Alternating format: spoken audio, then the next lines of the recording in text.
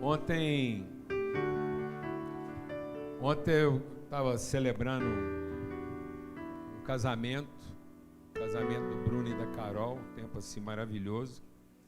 E antes da celebração a gente estava tendo um papo lá, o Guilherme estava lá do grupo lá, Obra Prima, a gente estava falando um pouco sobre arte, antes da celebração. E o papel que a arte ocupa na nossa vida, né? E que às vezes a gente não entende isso. A gente não entende o papel curador da arte. E porque a gente não entende o lugar da alma. Quando o homem pecou, a alma do homem se confundiu. Porque ela perdeu o seu senso de propósito. Então, Deus disse que o dia que o homem pecasse, ele morreria. E aí o homem pensou que era morrer no físico, na carne. Mas na carne, ele já tinha morrido e ressuscitado. Porque ele dormiu, como quem morre, e quando ele acordou do sono da morte, ele tinha dado à luz uma outra pessoa. Então, para todo filho de Deus, a morte do corpo está no projeto. Porque se o grão de trigo cair na terra não morrer, ele fica só. Então a vida é morrer em favor do outro. É ser o alimento do outro. Então quem tem medo da morte nunca ama. E aí o diabo enfiou na nossa cabeça que a eternidade era salvar o corpo e não dar sentido a ele, colocando ele a serviço do outro. Amém? Então, o que ia morrer no homem? Ia morrer o espírito, que morreu. No dia que o homem pecou, o espírito morreu. E aí a alma perdeu a sua referência de propósito espiritual. Ela perdeu sua conexão espiritual. Isso corrompeu todos os dons da alma, inclusive a arte. Que nós começamos a usar a alma para compensar as nossas perdas e não para cumprir o nosso propósito.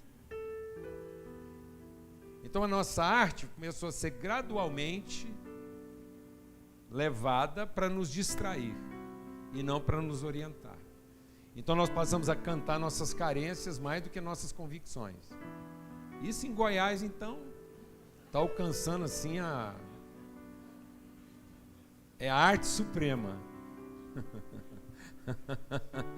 Aqui nós estamos conseguindo produzir arte assim no seu, né, da carência. Demos até um nome para isso. Qual foi o nome que a gente deu? Sofrência. É lógico. A música que embala os bordéis. Bordel é uma coisa que tem cara de casa, forma de casa, elementos de casa, mas só funciona por dinheiro. Então tem muito mais bordel na cidade do que a gente imagina, e muito menos casa do que a gente supõe. Porque tem cara de casa, forma de casa, elemento de casa, móvel de casa, atividade de casa, mas é bordel. Porque a motivação é o dinheiro, não é a relação. A motivação é a satisfação. Aí qual é a arte dessa casa? Que no fundo é um bordel. É cantar a nossa sofrência, sem culpa. Ninguém tem a culpa disso. Não estamos falando isso como quem condena. Nós estamos falando isso para a gente poder resgatar a nossa arte. Porque todo filho de Deus é um artista. Nós nascemos para fazer arte. E a gente está tão corrompido que a gente até batizou isso, gente custosa. O que é uma pessoa custosa? É uma pessoa que custa muito para o bordel, porque o preço é alto e a entrega é pouca. Então ela é uma pessoa custosa. E geralmente as pessoas custosas são batizadas com o segundo adjetivo de um custoso, é que ele é o quê? Arteiro. esse menino, desde que ele é pequeno, ele é arteiro. Ele não é artista, ele é arteiro. Ou seja, o arteiro é a forma corrompida e custosa do cara perturbar o bordel e piorar a sofrência. Mas no fundo todos nós somos o quê? Artistas e não arteiros. A nossa alma é a alma de um artista que, percebendo o espiritual, fala para a carne qual é de fato a verdadeira natureza e o propósito dela. Mas quando essa alma perde a conexão com o espiritual, a carne fala para a alma o que lhe falta e o que ela precisa para ser feliz. E a alma começa a produzir a arte de um carente que quer ser feliz e não de uma pessoa que conhece o caminho da verdadeira alegria. Amém? Então nós estamos usando a arte para distrair e não para orientar. Então nós preferimos distrair nossos filhos com arte do que orientá-los com arte. Nossa alma não está precisando de distração. Nossa alma está precisando de orientação. E ela só vai ter orientação quando os verdadeiros filhos de Deus começarem a produzir uma arte que orienta e não uma arte que distrai. Cuidado para você não estar formando filhos que vão distrair as pessoas nas suas carências em vez de orientá-las nas suas buscas. Tem muita gente hoje querendo fazer o sucesso de quem distrai e não ser conhecido como quem orienta. Amém? Então o nosso desafio aqui é que a nossa arte nos oriente. A gente é tão cruel que a gente às vezes pega músicos na igreja para nos quê? Faz uma pesquisa com os músicos na igreja, com os artistas da igreja, vocês vão perceber o lugar inconveniente em que eles são colocados muitas vezes como se fossem músicos de bordel. Estão lá só para fazer o fundo musical enquanto todo mundo se distrai e se diverte. Até que aparece lá alguém que eles fizeram o esquenta. Aí os músicos ficam fazendo o esquenta lá pro pregador da noite. E às vezes eles ficam num papel difícil, porque eles estão lá com toda a sinceridade, eles é que juntam o povo, e depois o pregador vem e desfaz tudo aquilo que vocês fizeram. E você ainda é obrigado para ficar lá, para cantar uma música final, para ver se dá um acabamento naquilo tudo. Você sabe o que eu estou falando. Mas não tem salvação para aquilo não, rapaz. Aquilo era melhor tacar fogo. Entendeu? Ou se cantar uma música fúnebre. Toca um requiem aí, uma música.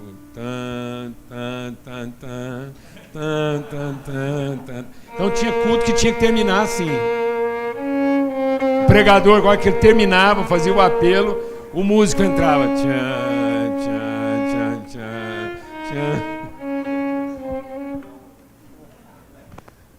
Uma hora você tem essa ousadia, a hora que terminar, que o cara falar assim, tá bom?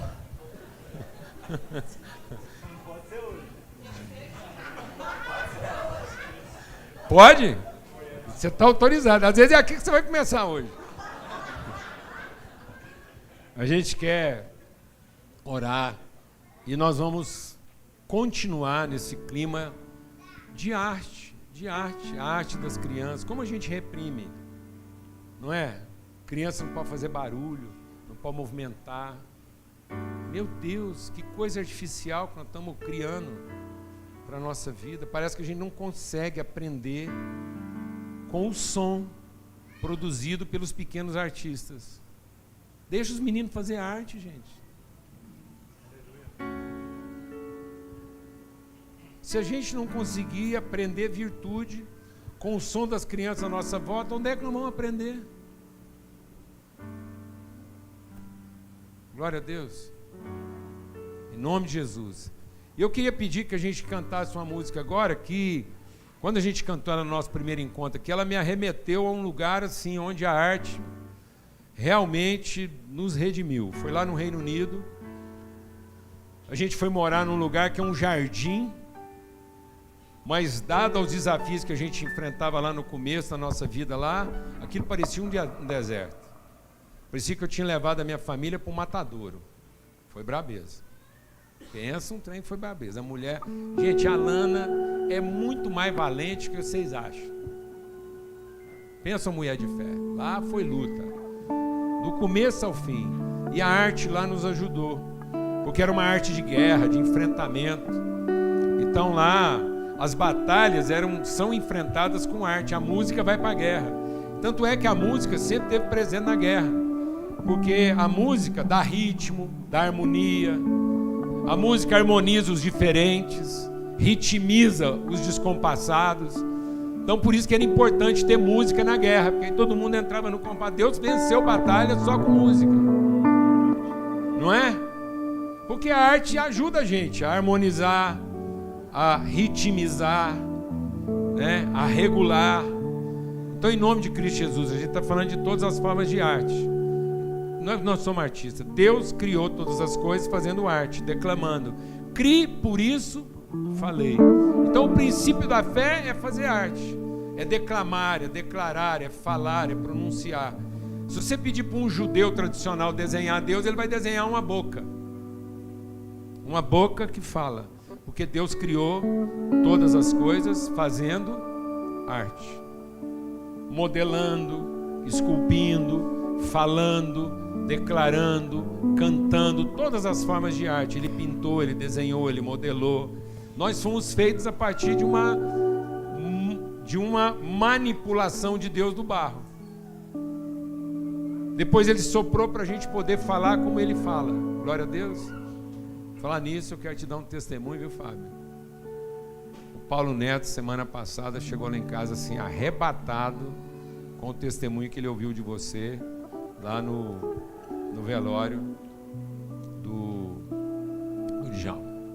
Eu queria te dar esse testemunho e não vou ficar constrangido de dar esse testemunho aqui em público, mesmo que você fique um pouco envergonhado, porque eu te conheço, mas é para você entender que tinha alguém ali de outra geração que pode bem ser seu filho, vendo como é que as coisas podem ser feitas com honra e dignidade e sem medo de tocar em assuntos delicados de maneira digna e honrada.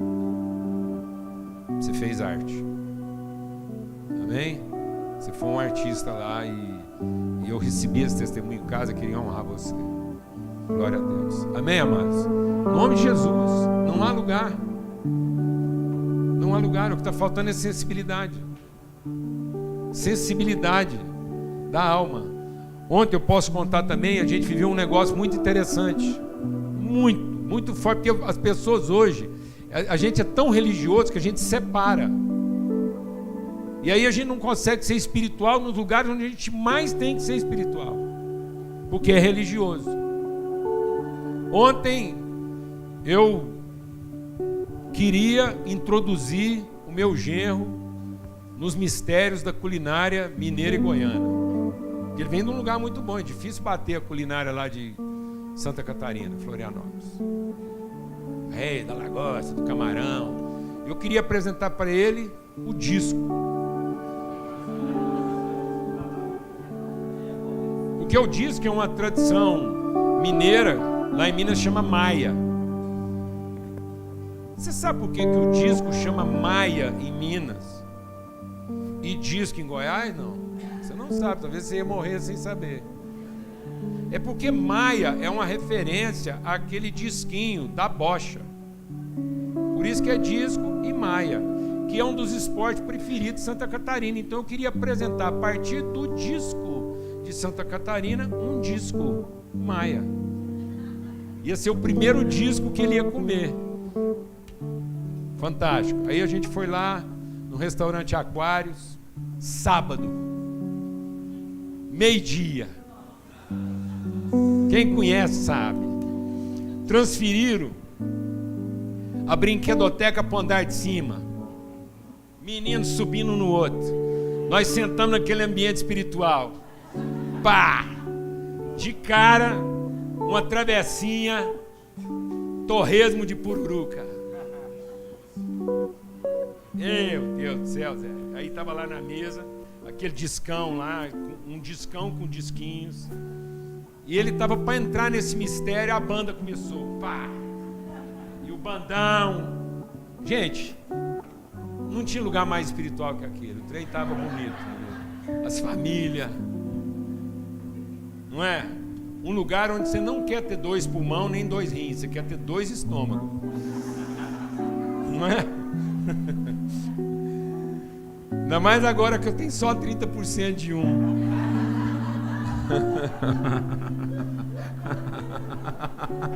Você pensa, o tanto que eu estava espiritual. E quem estava na mesa? O meu neto Pedro. E qual é a música predileta do Pedro? Você pode ficar o dia inteiro aqui que você não vai adivinhar. Anunciação do Alceu Valença. E a hora que entra, tu vens, aí ele vai no arrebatamento. E como eu e o Renan estavam conversando de visão, sensibilidade, espiritualidade, revelação, postura espiritual, eu chamei o garçom, deixa o Espírito de Deus ministrar o seu coração. Chamei o garçom e falei assim, me arruma uma caneta. Aí ele me arrumou uma caneta, eu rasguei um pedaço do guardanapo e escrevi Anunciação Alceu Valença. Quando eu terminei Valença, a banda deu um acorde e começou a cantar Anunciação do Alceu Valença. Eu chamei o garçom, falei assim, ó, eu tinha escrito aqui, mas não vai precisar levar para a banda. Ele olhou o papel escrito e falou assim, pedir música por telepatia nesse restaurante eu nunca tinha visto.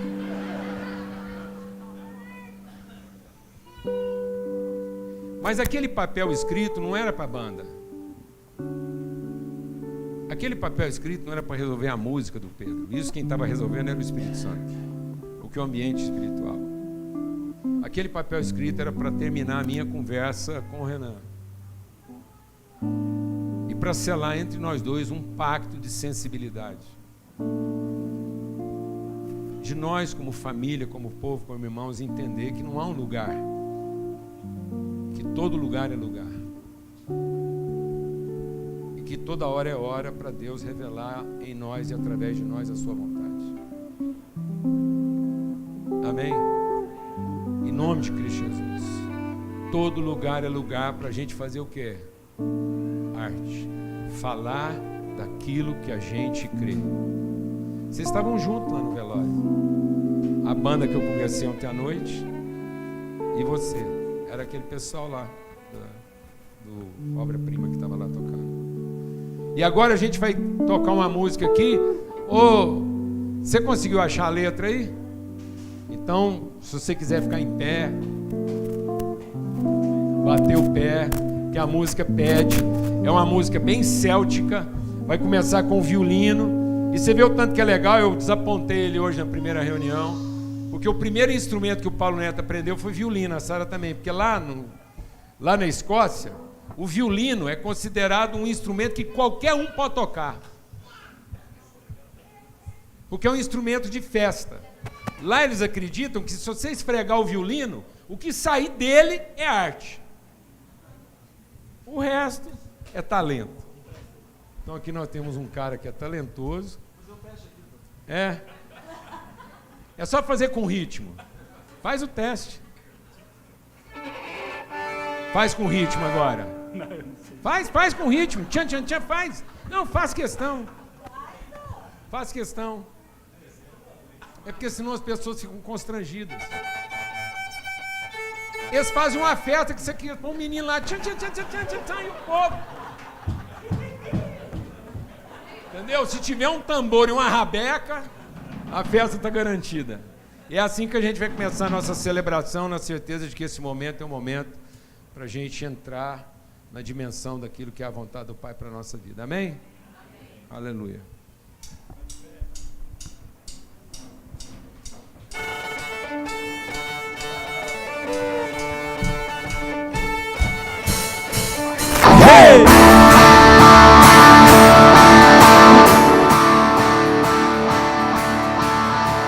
Estrada se abra à sua frente, que o vento sopre em teu rosto, que o sol resplandeça em tua face, que a chuva caia suave em teus campos, e mesmo ao se levantar sozinho, que Deus me envolva em seu amor e a paz me já que o coração é até. Nos vemos outra vez, que Deus me guarde em sua mão.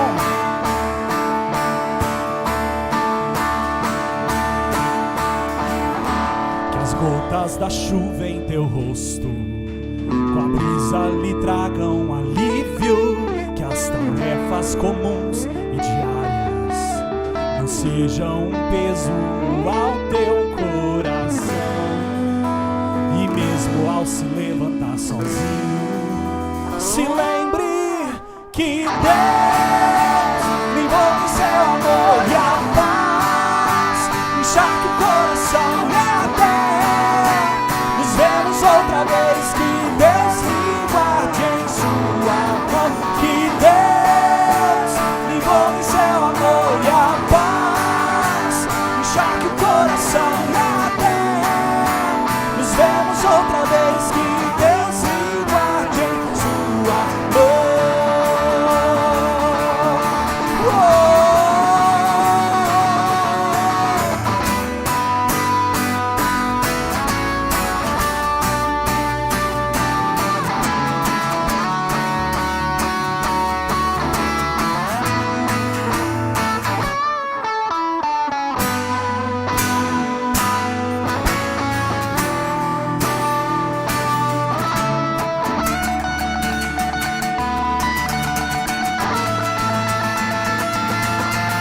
Que Deus envolve seu amor e a paz encharque o coração e até nos vemos outra vez, que Deus me guarde em sua mão, que Deus envolve seu amor e a paz encharque o coração e até nos vemos outra vez, que Deus me guarde em sua mão.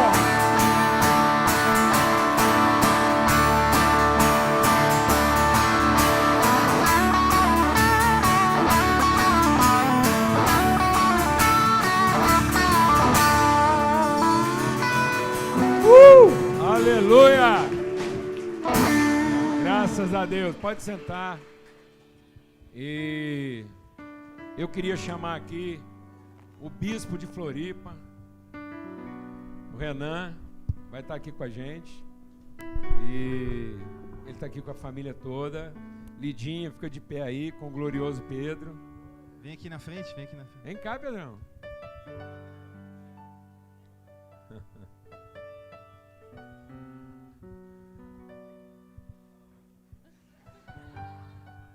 E vocês estão diante do campeão brasileiro de jiu-jitsu. E é o Pedro. Vai ser assessorado ali pelo Thales. Já estamos nomeando o Thales, o técnico, o orientador da carreira do Pedro. Muito bom, benção. Bom dia, família. Graças e paz. Privilégio. Gente, privilégio. Antes da gente começar a compartilhar aqui, eu queria só pedir um slide aqui do nosso retiro de casais, encontro de casais, vai acontecer em Brasília, nos dias 11 a 10, né? Começa, na verdade, no dia 10 e vai até o dia 12. Então, de 10 a 12 de março está chegando aí, o valor é bem acessível. Se você não sabia que Brasília é um endereço romântico, espiritual, fantástico, você vai aprender agora. Os retiros que a gente tem feito lá têm surpreendido todo mundo. Muito bom, bênção, recomendo assim, total, quem já foi aqui, participou, sabe o que eu estou falando, temos aqui várias testemunhas, a Débora e o Branquinho estão encarregados disso, a Maísa e o Moreno estão lá também, para mais informações, ficam de pé aí, o Moreno e a Maísa lá, estão garradinhos lá no empenho desse retiro, a Débora e o Branquinho também, faça já a sua inscrição, porque são poucas vagas, tá bom? Hã? Só 12 vagas, né? Então tá. Outra coisa que eu queria falar bem rápido, até para poder encorajar o Renan aqui, todo mundo. Quando Deus coloca algo no nosso coração, nem sempre isso no início é bem entendido. E até que a coisa vai acontecendo, porque Deus quer que a gente ultrapasse um limite para ocupar uma terra nova. E a terra nova nem sempre ela é hospitaleira. Às vezes a terra que Deus nos deu como promessa, no nosso primeiro olhar, ela é hostil. E eu não gosto do que eu estou vendo, porque eu vejo mais dificuldades, às vezes, do que benefício. Aí eu tenho certa dificuldade de acessar o novo de Deus. Eu queria pedir que o Daniel colocasse aqui um slide, depois outro. O Paulo Neto, nesse momento agora, ele é parte do nosso conselho aqui do Alfa. E ele está nesse momento agora lá em Nova York, participando do maior evento de varejo do mundo. É um evento gigante na área de varejo. E ele fez questão de mandar uma mensagem para o nosso conselho, como palavra de encorajamento. Chegou agora de manhã, ele mandou uma foto lá do evento de abertura. Então, é o outro anterior, o outro slide que eu te mandei. Tem 2 slides aí, você põe o outro também. E aí ele colocou aqui o slide de abertura. Não dá para pôr, não? Não, é o outro, esse aí já é o segundo. Esse é o primeiro. E aí ele colocou aqui para o conselho. Palestra de abertura da feira lá de Nova York, e olha o formato que escolheram para fazer. Uma conversa partilhando experiência. Um pequeno detalhe. Quem está nessa palestra aí de abertura é o presidente do Walmart, conversando com o dono lá do Boston Celtic. E isso é uma opção intencional. Uma mesa de conversa. E não uma palestra a partir de um púlpito, de uma tribuna. Depois, a segunda palestra já foi com aquelas 2 mulheres lá. Segunda palestra do dia, com a CEO do Saks e da Avenue. Seguindo o mesmo formato. Essa é a tendência para a transmissão de conteúdo, porque quebra a distância entre um detentor de conteúdo e uma plateia e cria uma aproximação que inclui e engaja mais o ouvinte. Nós estamos trabalhando nisso tem 4 anos ou mais. A gente começou de acordo com aquilo que o Espírito de Deus orientou a nossa vida, sabendo que isso ia ser um grande desafio para a congregação aqui, e a gente teve a ousadia de colocar isso como uma forma de ensinar, de compartilhar o que a gente tem para repartir, para que isso abra na mente de todos e no coração de todos o entendimento de que é possível que todos compartilhem e não que a gente esteja aqui sempre na dependência da expertise de um indivíduo ou de uma individualidade ou de uma capacidade, uma competência. Amém? Agora, isso é um grande desafio. Porque muita gente, às vezes, as pessoas rejeitam isso, porque falam, não, mas eu prefiro... Eu sei, a gente entende isso. E continuamos a oferecer e a trabalhar outras formas. Mas é um grande desafio também a gente pisar um terreno. Então, a gente, graças a Deus, assumiu esse protagonismo muito antes ainda da própria pandemia. E não foi um acidente de percurso, não foi por uma necessidade. Foi por uma orientação e uma direção de Deus. A gente poderia até se vangloriar de dizer que nós estamos agora sendo imitados pelas principais lideranças do mundo, mas não é o caso. Só que muitas vezes a igreja que tem o protagonismo, ela acaba depois entrando atrasada naquilo que ela deveria protagonizar. E nós não queremos ter esse receio. Deus requer de nós que para ocupar a terra que Ele nos deu por herança, nós temos que ter o quê? Ousadia. E ousadia é vencer os nossos próprios medos e a nossa própria comodidade. Por isso é uma alegria, a gente não combinou nada, a gente está aqui para entregar o nosso coração. É um grande desafio isso. Mas a ideia é que a gente possa entregar o nosso coração. E para entregar o nosso coração, você tem que estar no limite da sua segurança pessoal.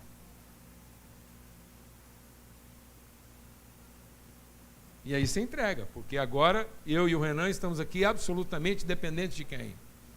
Do Espírito Santo. E seguros da nossa relação, daquilo que a nossa relação representa para a vida da congregação. Amém, meu irmão? Amém. Fica à vontade. Eu acho que não tem nada que desafia mais a gente, né, Paulo? E é aí que a gente encontra a liberdade no Espírito mesmo. Para isso que a gente quer atravessar juntos aqui nessa manhã. Todos juntos aqui, né? Estamos sendo conduzidos a essa travessia. E é isso, me chamo Renan, a Valentina não está aqui, está lá em cima, né, Lídia?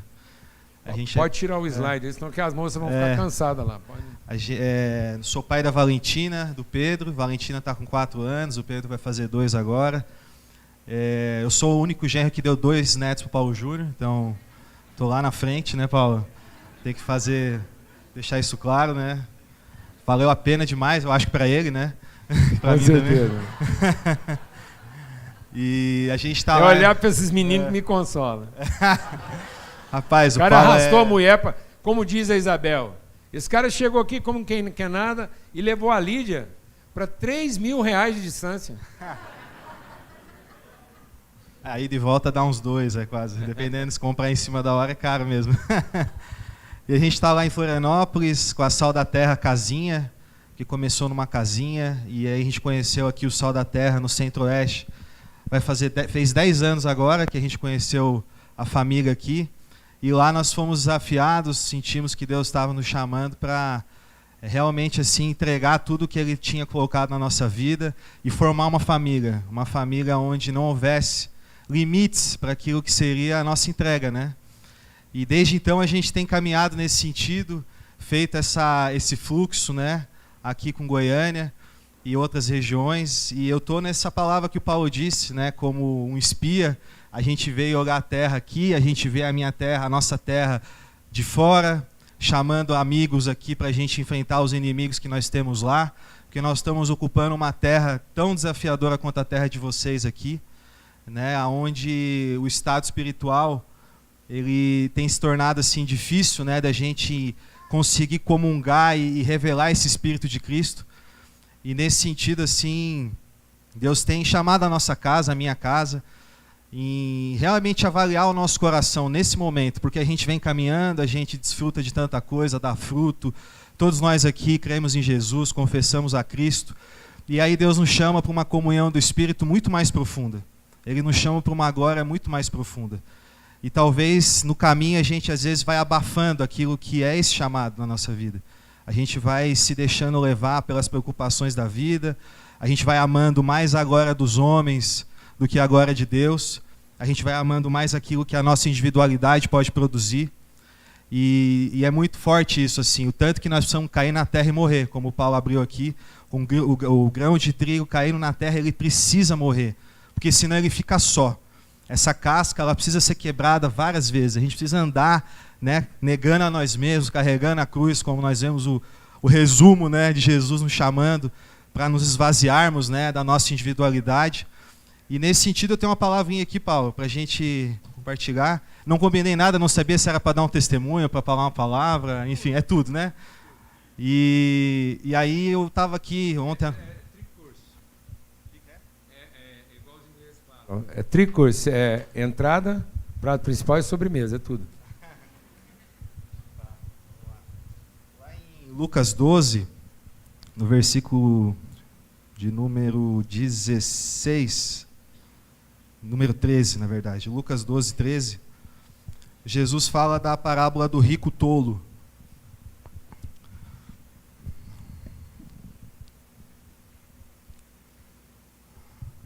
E essa palavra falou muito comigo. Ontem à noite eu abri ela, hoje de manhã o Paulo veio e me falou, vamos lá com a gente, vamos compartilhar. E aí essa palavra estava no meu coração. E eu creio assim que ela faz muito sentido para esses dias.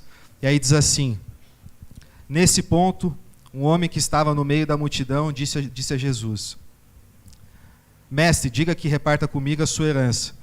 Mas Jesus lhe respondeu, homem, quem nomeou juiz ou repartidor entre vocês?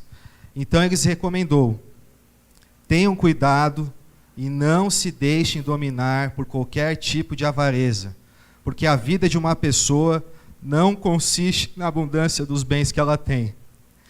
E Jesus lhes contou ainda uma parábola, dizendo, o campo de um homem rico produziu com abundância. Então ele começou a pensar, que farei, pois tenho onde armazenar a minha colheita. Até que disse, já sei, destruirei os meus celeiros, construirei outros maiores, e aí armazenarei todo o meu produto e todos os meus bens. Então direi à minha alma, você tem em depósito muitos bens para muitos anos, descanse, coma, beba e aproveite a vida. Mas Deus lhe disse, louco, essa noite lhe pedirão a sua alma, e o que você tem preparado, para quem será? Assim é o que ajunta tesouros para si mesmo, mas não é rico para com Deus. Amém. Então essa palavra assim veio rasgando em mim, e nessa reflexão de ver que estado está o meu coração, o nosso coração, porque a gente é muito bom em identificar, né, diagnosticar o que está de errado nos outros. A gente é muito bom assim de dizer que o país realmente se tornou esse caos que está, e a gente parece que está isento disso. E aí, nesse sentido, eu vim meditando assim, essa avareza, essa ganância, essa vontade de ter, de conquistar, de se resolver, é muito forte no nosso coração. Essa vontade de trabalhar, mas como quem acumula, como quem quer reter, como foi dito aqui, como quem quer drenar, como quem quer extrair, como quem quer usar as pessoas para ter o amém, mas para conquistar aquilo que o seu eu tanto quer.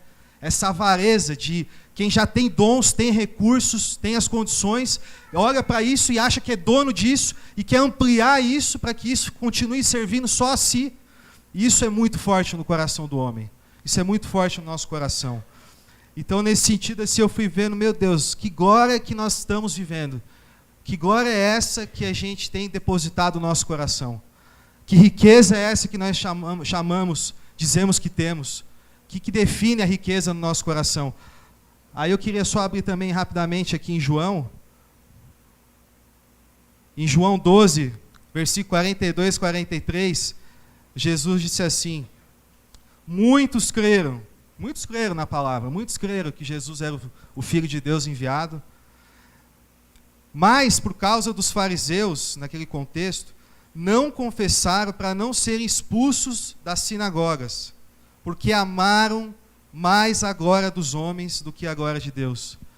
Então tem muita coisa que está em jogo na nossa vida, tem muitas decisões que nós temos que tomar, né, Paulo? Tem muitas coisas que nós temos que nos consagrar e dedicar ao Senhor, os nossos trabalhos, os nossos dons, nossas casas, e por causa de algumas coisas, de alguns sistemas que nós estamos inseridos, por causa de algumas expectativas ou de algumas reputações que nós podemos ter, nós estamos deixando de confessar, nós estamos abafando isso, né? E deixando com que essa glória dos homens fale mais alto. E aí Jesus fala de novo sobre a glória que às vezes a gente pode estar buscando errado. Lá em João 5, 44, ele fala assim, olha, como vocês vão poder crer? Como podeis crer, vós que recebeis a glória uns dos outros, e não buscai a glória de Deus? Como que vai crer? Como que nós vamos crer se o nosso coração está buscando essa glória passageira, transitória, essa glória da imagem, da reputação, sabe, de querer usar as pessoas para nos sentir abençoados? Então, é nesse sentido que eu queria trazer, Paulo, para a gente bater uma bola nesse sentido, porque eu creio assim que há uma loucura aí na nossa vida. Jesus chama isso de loucura. Há uma loucura a gente depositar a nossa vida nisso aqui, em buscar algo que a gente ainda não tem, em buscar dos outros um reconhecimento que a gente acha que ainda não tem. Volta e meia eu caio nesse lugar. Eu saio do espírito e volto para a carne, como todos nós aqui. Essa luta é constante. Volta e meia eu começo a orar e buscar um reconhecimento e uma glória, como se eu já não tivesse recebido todas as condições, como se a palavra de Deus já não tivesse sido liberada sobre cada um de nós, para que a gente pudesse dar fruto, e não para que a gente pudesse comer fruto, não é? Não para que a gente pudesse sentar para ainda receber algo, mas entrar naquilo que é a nossa vida, a nossa rotina, como que tem algo para entregar. E aí eu concluo dizendo isso, assim, que lá atrás, quando a gente começou a casinha, eu amava muito Jesus, mas eu não conhecia Cristo. Eu não conhecia Cristo. Eu amava Jesus e entendia a obra de Deus, da Trindade, no Pai e no Filho. Mas no Espírito Santo eu tinha dificuldade de reconhecer Cristo nas pessoas. Eu não via a glória de Deus no corpo de Cristo. Eu via a glória de Deus, eu e Jesus, como Pedro. Por Jesus eu estou disposto a dar vida. Mas pelos meus irmãos aqui, se depender, se esticar muito, eu fico com Jesus. Vocês, cada um fica com o seu Jesus. E teve um belo dia que Deus falou ao nosso coração. Ele falou, Renan, abre a porta da sua casa, abre a porta lá do teu espaço de receber as pessoas. Chama os teus amigos e compartilha, vivencia um encontro com eles. Compartilha dessa mesa com eles. E pela primeira vez, eu vi uma glória que eu nunca tinha experimentado. Eu vi a glória passando pelos meus irmãos. Eu conheci a Cristo, a face de Cristo, na comunhão. Eu conheci mais de mim naquele momento. Eu me percebi parte de um corpo. Eu me senti pertencente a algo que vai muito além do meu desejo, da minha devoção isolada, da minha vontade, sabe? De querer ser visto. E aí, a partir de então, quando a gente começou esse processo lá, e os irmãos, todo mundo a gente foi entendendo esse chamado da gente se abrir, se entregar e viver uma glória que não se resume à nossa vida pessoal, ali a nossa dedicação em se resolver, mas apostar tudo na família, no plano da família. Apostar o nosso plano de saúde ser transferido para o plano da família, como o Paulo sempre gosta de nos lembrar. Então é nesse sentido assim, ó, onde que está o nosso coração, sabe? Até onde a gente quer ir com Cristo, porque talvez nós tenhamos deixado Cristo nesse lugar e falado, olha, a semente que caiu entre os espinhos, ela foi abafada porque a fascinação pelas riquezas e as preocupações dessa vida abafaram aquilo que era a manifestação da glória de Deus na nossa vida. E eu não quero estar nesse lugar, eu sei que você também não quer estar nesse lugar, e se por algum acaso nós às vezes caímos nesse lugar, porque nós temos uma aliança inquebrável e absoluta, a gente é tirado desse lugar pelos irmãos. Então volta e meia alguém tem que ir lá bater na minha porta, bater na porta do meu casamento, entrar na minha vida, e não pode haver limites para a gente poder ser liberto, sabe, de cair nesse lugar e às vezes permanecer nele. Então nessa manhã esse é o testemunho assim, Paulo, de encorajamento mesmo, porque isso aqui é glória, a gente está vivendo uma glória muito além às vezes do que a gente consegue enxergar, mas quando a gente se decide entrar nisso, é Deus que nos leva a caminhos mais altos, a pensamentos mais altos, a nosso próprio respeito, a respeito das pessoas, a respeito da vida. E eu não quero ficar com os meus pensamentos, gente.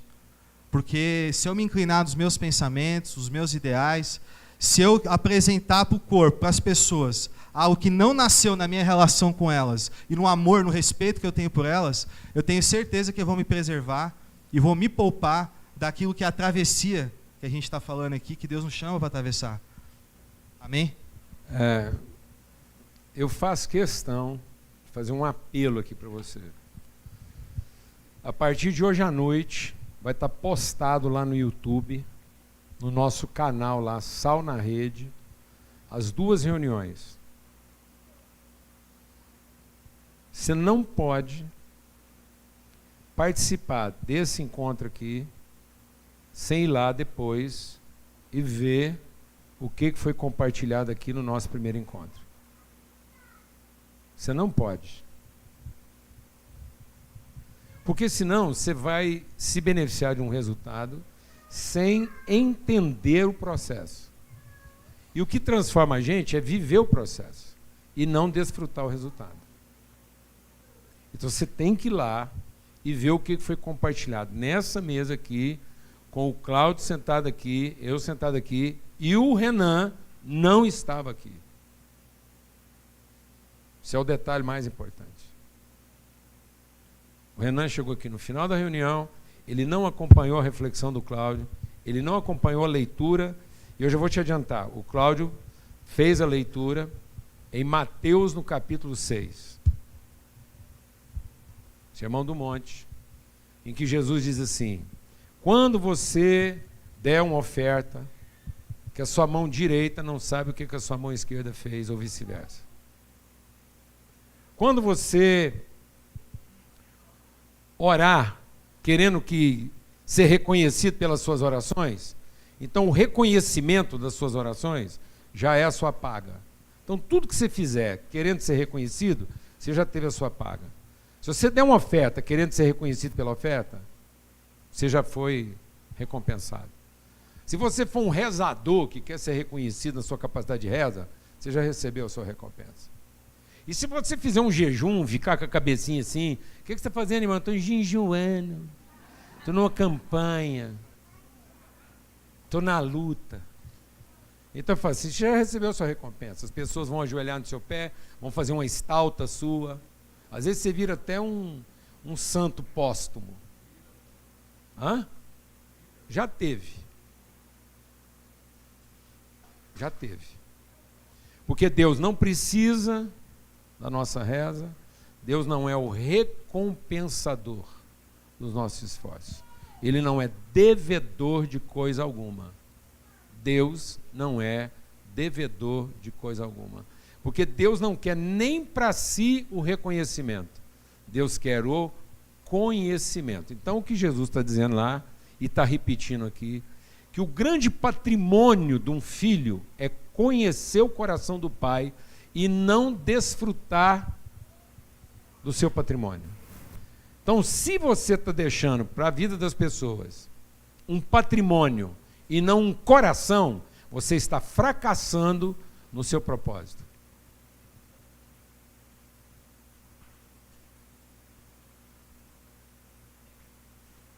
Se você está deixando para as próximas gerações um patrimônio e não um coração, você está fracassando no seu propósito de ser filho de Deus. Porque o patrimônio de Deus são os corações. Esse é o legado. Por isso ele diz: filho, me dá o seu coração, como eu estou te dando o meu coração. Se o nosso patrimônio não traduz o nosso coração, ele traduz o inferno. Ele foi um patrimônio construído sob a orientação de Satanás e não do Espírito Santo. Ele foi um patrimônio construído numa plataforma cultica. Porque quem prometeu patrimônio à base de culto e reconhecimento foi Satanás e não Cristo. Então nós estamos formando um povo emergente. Tanto é que nós estamos ensinando nossos filhos a se qualificar para subir na vida. Eu vou te falar uma coisa. Quem quis subir na vida foi Lúcifer. E porque Lúcifer quis subir na vida, ele virou Satanás. Então o desejo de subir na vida forma demônios. Porque quem ensina a subir na vida é um demônio. Porque em nós tem que haver o mesmo sentimento que houve também em Cristo Jesus. Que sendo do alto, ele desceu. Então todo filho de Deus quer descer na vida. Todo filho do diabo quer subir na vida. Porque todo filho de Deus foi gerado do alto, como quem vai descer. Todo filho do diabo foi gerado no abismo, como quem quer subir. Então todo filho do diabo é formador de lago.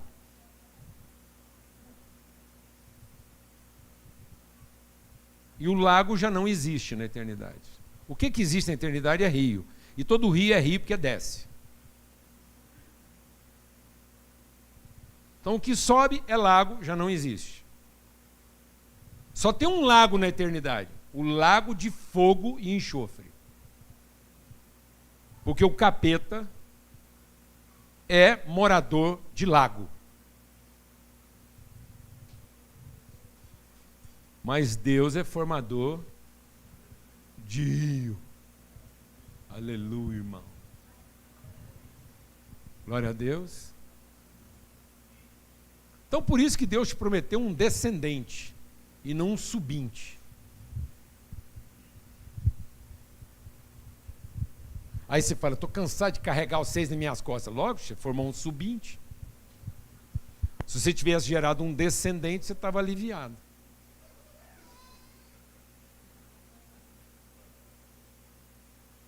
Você que ensinou esses meninos a subir na cacunda de alguém. Porque se ele tivesse sido formado para ser um descendente, estava tudo certo, você só gerava rio. Amém?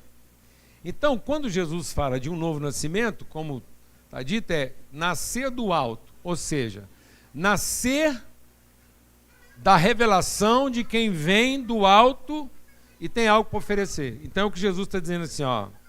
Ai daquele que ajunta para si tesouros na terra, mas não é rico com Deus. Então o grande segredo, Renan, é que todo filho e filha de Deus, dentro do que você está compartilhando, conhece aquilo que o Pai já deu. E nós somos legítimos administradores do que Deus já deu. Então nós não somos adquirentes do que Deus pode dar. Nós somos fiéis administradores do que Deus já deu. Então, quando ele está falando aquele que administra bem os seus recursos, guarda tesouros no céu, não é guardar no sentido de ajuntar. É guardar no sentido de dar o seu propósito verdadeiro.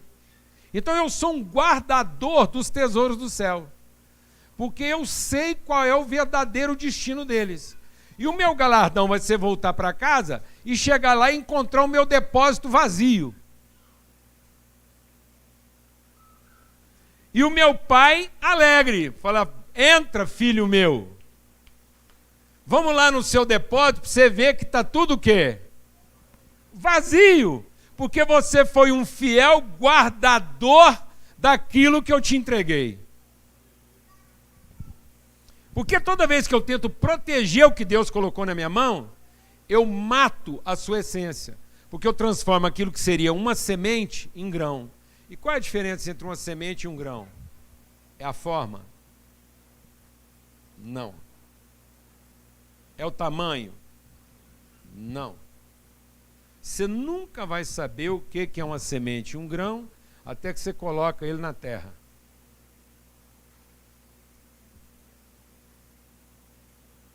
O grão vira comida de verme, como muita gente. E a semente ressuscita. Ela está no seu potencial máximo de gerar vida. Então tem muita gente que vai virar comida de passarinho. Vai servir para alimentar verme. Porque ele é um ajuntador de quê? De grãos. Ele nunca foi um guardador de virtude. Ele transformou tudo que Deus tinha colocado na mão dele para ser semente, em quê? Em grão. Ele vai morrer debaixo do peso desses grãos. Porque todo mundo que faz isso se torna devedor de alguma coisa. E todo mundo que se aproxima dele vem para receber uma dívida. Tanto é que tem muita gente que, enquanto ele está sendo comido pelos vermes, os filhos estão comendo uns aos outros, tentando saber de quem é o direito do patrimônio. E para desgraçar tudo, ainda vão lá para Jesus, ver se Jesus fala quem merece ficar com a herança. Aí é que lascou. Porque era melhor eu ter perguntado isso para o capeta, que o capeta respondia. E se tiver uma resposta de quem merece, é o capeta que está respondendo e não Jesus. Porque Jesus nunca vai responder quem merece. Então não ensine seus filhos a achar que Jesus no futuro vai garantir o merecedor de uma herança de grãos. Só o capeta resolve essa bronca. Ensinando um a matar o outro. Só o capeta resolve uma bronca de quem disputa uma herança de grãos. Porque se você chegar para Jesus, ele vai falar assim: quem me fez juiz das questões de vocês? Rapaz, olha a palavra que Jesus está trazendo para nós aqui, Renan. Sendo que hoje todo religioso acha que Jesus é o quê? Fala para mim, mano, vamos ser honestos, vamos aqui olhar no espelho. Todo mundo hoje acha que Jesus é juiz de quê? De mérito. Nossa nação está mergulhando o pior momento da sua história, porque mão direita e mão esquerda acharam que Jesus ia fazer juiz de mérito, e ele não é juiz de questões humanas. Ele é orientador de virtude divina. Quem me colocou para dizer para vocês quem merece mais e a quem pertence o patrimônio? Eu não vim para ser juiz das suas querelas. Eu vim para ser inspiração da sua vida. E a inspiração que se dá pelo sacrifício e não pelo direito. É isso. E eu não posso perder a oportunidade de dar um testemunho que não fica bem para o Renan dar. E aí eu tenho que estar no lugar dele, porque é melhor outra pessoa falar da gente aquilo que a gente mesmo não pode falar. Porque quando começou o desafio da congregação lá em Floripa, o Renan está entregando uma coisa aqui que vocês não têm noção. do que isso custa, como travessia de vida. E aí eu posso dar o testemunho, como alguém que é uma testemunha presente. Presente. Porque como o pão da mesa dele lá.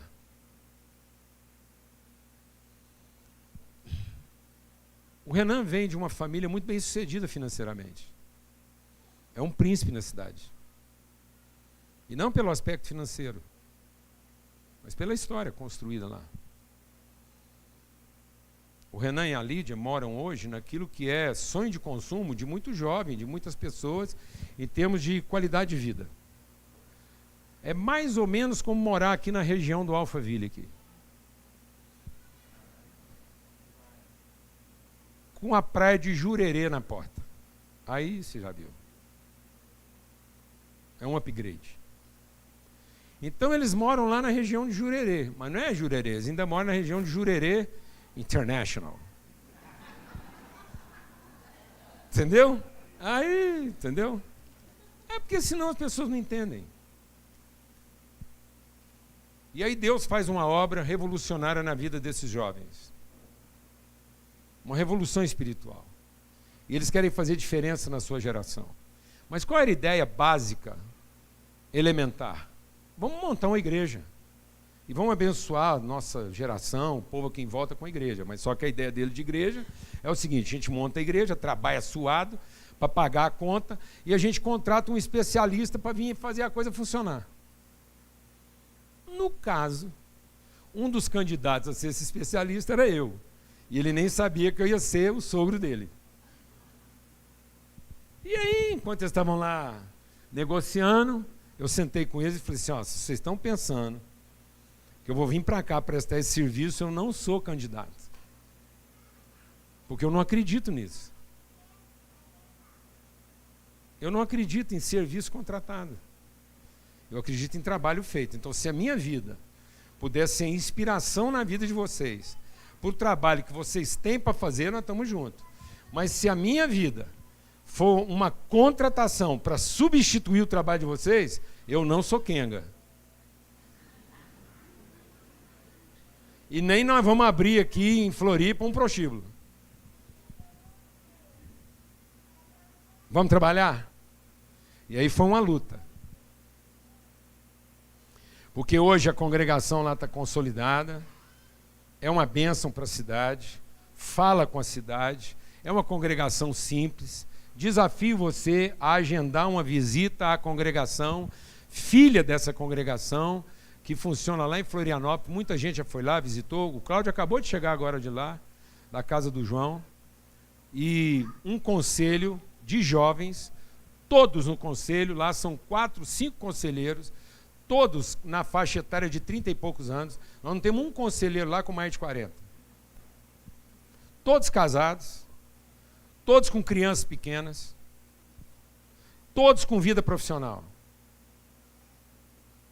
Todos com vocação integral, nenhum de dedicação exclusiva.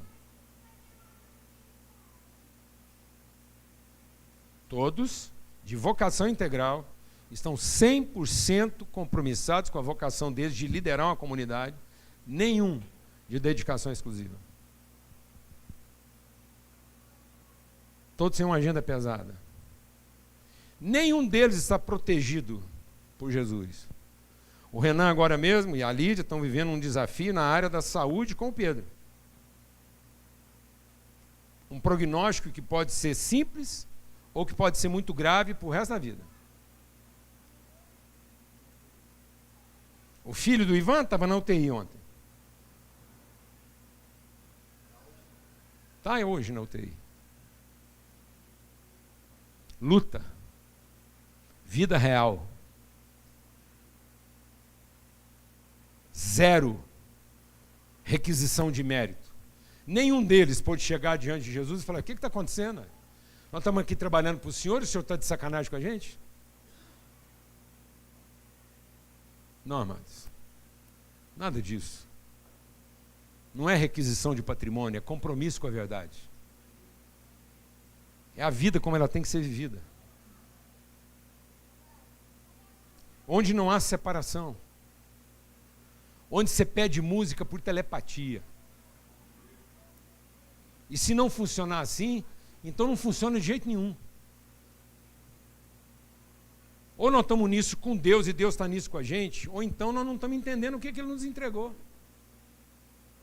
Então Deus te promete um tesouro no céu, porque é a consciência do que Ele já te deu. Esse é o tesouro. É a consciência do que Ele já te deu, para que você possa ser um gestor livre disso, e não um escravo de quem ainda quer subir na vida. Você está sendo traído. Você está sendo traído se você acha que vai subir. Quem prometeu isso foi o diabo lá no Jardim do Éden. O homem tinha tudo. O homem tinha tudo. E o diabo fez ele se sentir como se ele não tivesse nada, tendo tudo. Gerou no coração do homem a mais absoluta de todas as carências. E o homem morava num jardim plantado por Deus e não por um arquiteto qualquer. Uma casa construída pelas mãos divinas. Um jardim cuidado por anjos celestiais. E não por um jardineiro com currículo. E nem isso foi suficiente para aplacar a carência gerada por um demônio que diz para você, você não tem ainda o que você precisa ter. Corre atrás. Que corre atrás, irmão? Submeta-se à vontade do Senhor e as bênçãos correrão atrás de você. Elas virão atrás de você. Elas terão você como destino. E esses jovens hoje lá estão transformando uma cidade. Plantaram um jardim. E com muita luta, muito desafio. Eu tenho que honrar a vida deles. Porque eles creram na palavra que saiu daqui. Agora, sabe o que eles estão fazendo vindo aqui? Nos lembrar dessa palavra.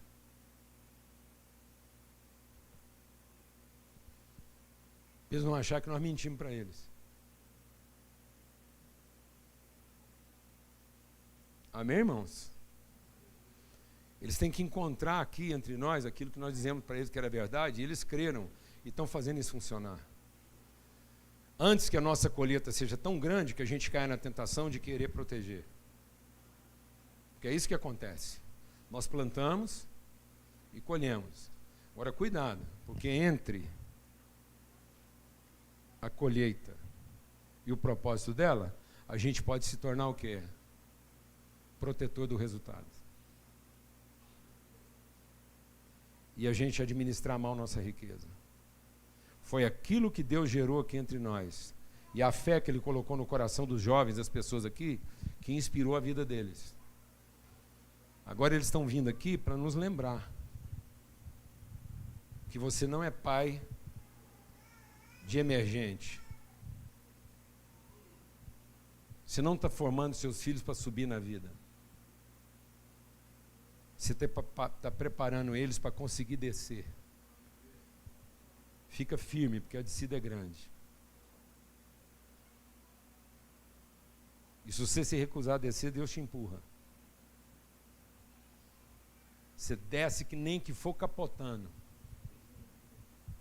Glória a Deus, irmão. Mas nós vamos encontrar o propósito de Deus lá na parte mais baixa da terra. Amém, meu irmão? Amém, Paulo. Então seja forte. Amém.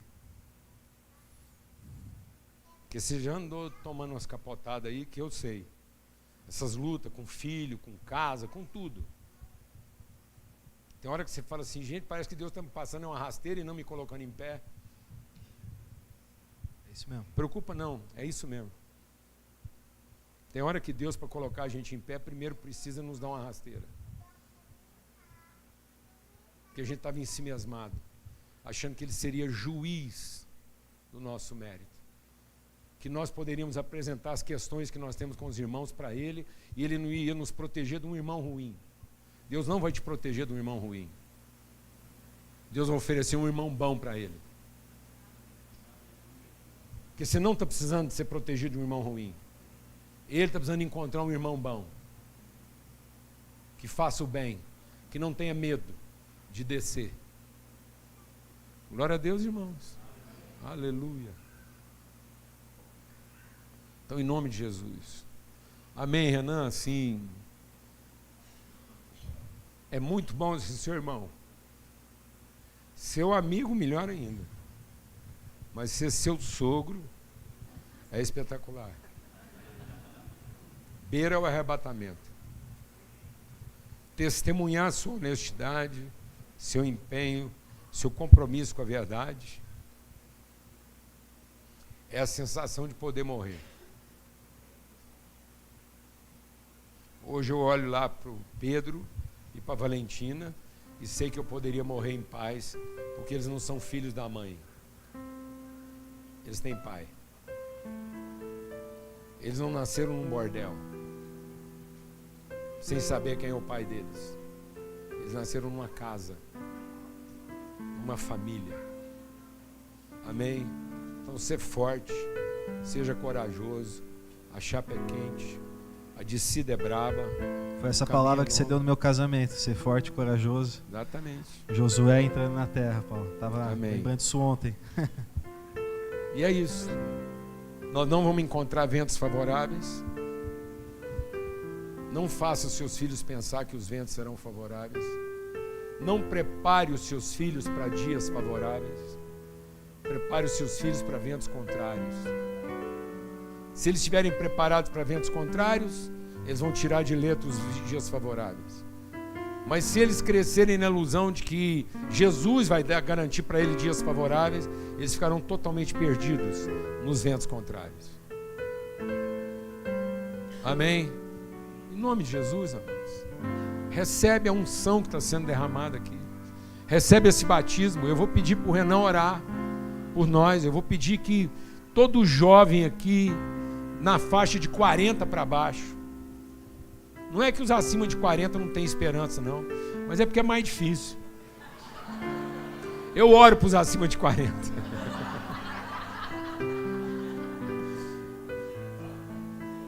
É porque 40 é uma morte. 40 é uma morte. A gente morre a cada 40. 40 é um ciclo. É um ciclo. Tanto é que a vida de Moisés foi dividida em quê? Em ciclos de 40. É interessante isso, porque Deus trabalha no 4, né? 40 dias no deserto, 40 anos. Jesus ficou 40 dias, o povo ficou lá 400 anos no Egito. Porque é o número da nossa humanidade. Então a nossa humanidade precisa morrer para dar lugar aos propósitos de Deus. Algumas decisões que você não tomou até os 40, você pode ter certeza que depois dos 40 elas vão ficar um pouco mais difíceis. Então acelera. Acostuma os seus filhos à realidade que eles vão viver.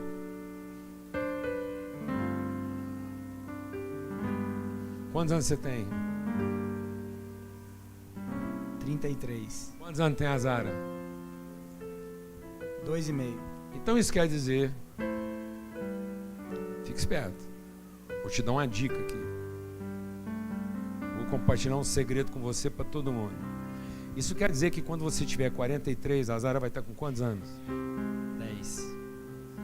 12,5. 12,5. Sabe o que quer dizer a Zara com 12,5? Sabe o que a Zara tem com 12,5? Ela já menstruou. Ela pode ficar grávida. Daqui 10 anos você não é mais pai de uma menina que você carrega ela para onde você quer, enfia ela no saco e ela achando bom ou ruim tem que ir com você. Com 12 anos ela tem vontade. Ela pode engravidar das próprias realidades. Ela pode ser inclusive abusada e parida uma coisa que ela não quis. Porque ela já não é mais uma menina, ela é uma mulher. E com 40 e poucos anos você vai saber a diferença entre ser pai de uma menina e pai de uma mulher. Até porque com 12 anos ela quase pode te apresentar um genro.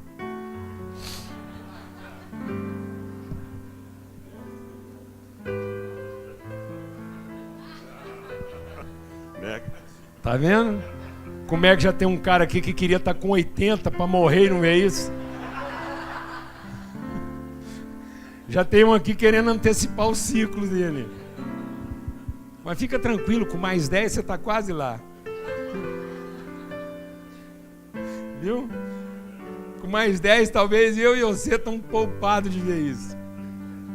Tá vendo, amados? A gente não faz a conta. Não faz.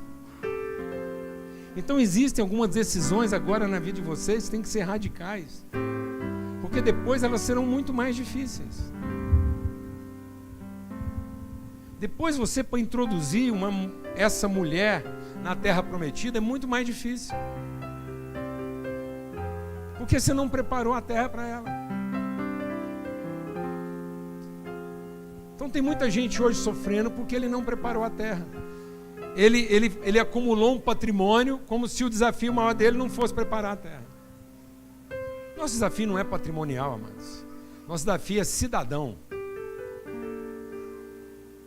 Em que a gente se torna cidadão da terra que Deus nos colocou para ocupar.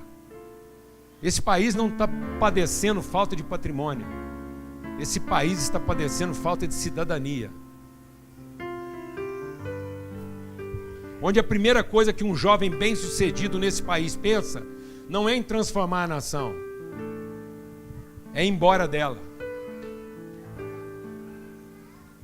70% dos nossos jovens acima de 20 anos estão pensando que a recompensa da prosperidade deles é morar fora do país.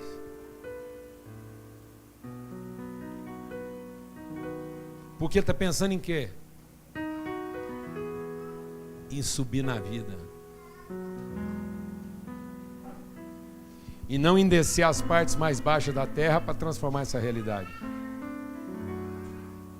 Amém?